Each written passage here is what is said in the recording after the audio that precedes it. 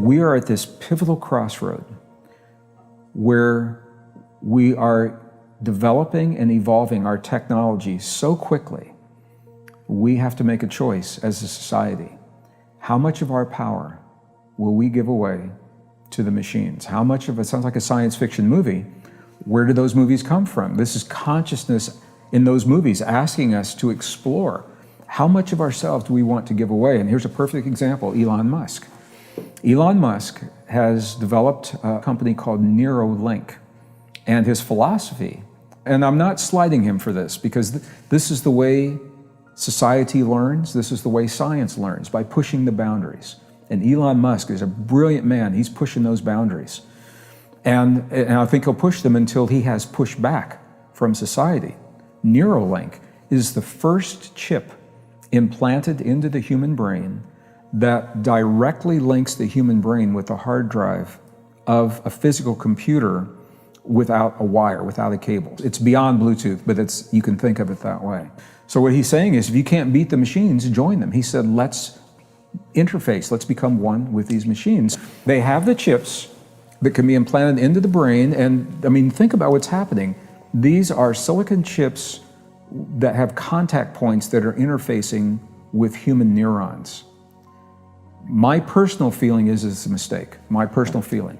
I believe it's a dangerous path, and I also believe it's an unnecessary path, because in the book, Human by Design, and in the programs that we offer, we have the biology that allows us to do, already, we have this, what those chips are allowing us to do. The Matrix is the perfect example of this. In the movie The Matrix, it's the first one, the people who were awakening into the new reality, when they needed to learn something quickly, they had a port at the base of their skull, and they would physically plug a cable into a computer, a hard drive, and they could download and learn programs very quickly. So Keanu Reeves is learning Kung Fu. There's a very famous line, I love this line. He plugs in, he closes his eyes, and then he looks and he says, I know Kung Fu. And what he did with that machine, we have the ability to do right now through what are called mirror neurons.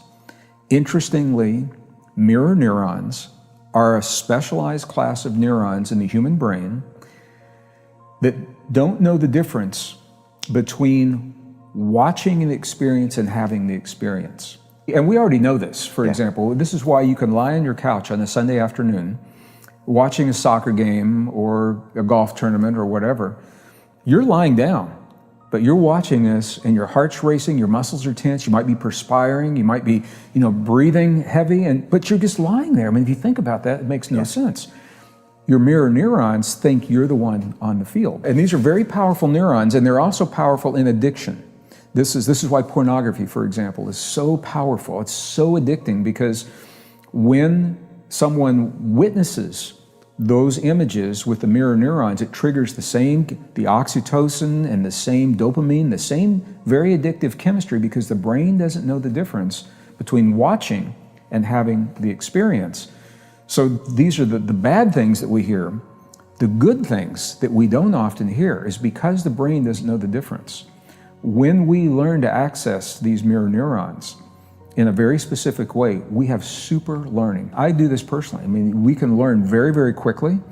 We can learn music. You can learn to perform the way another musician is performing. You can learn a foreign language very quickly. You can not only retain, but recall information. Super learning, super memory, super retention, super recall from the mirror neurons. And here's the kicker. Those mirror neurons in the human brain are in the 6th layer of the neurocortex that is made possible through a mysterious DNA fusion that happened 200,000 years ago. When we showed up, who or whatever is responsible for our existence, whatever's the source of the intervention that appears to have happened, made those neurons possible. And it gives us the ability, if we choose, to access this potential, to learn and experience very, very quickly. We don't need to be physically connected to a computer. But this is an example of where, if we don't know that, and we go down this road, I mean, it won't stop there. We end up giving our power away to a device. And you've heard the old axiom, use it or lose it.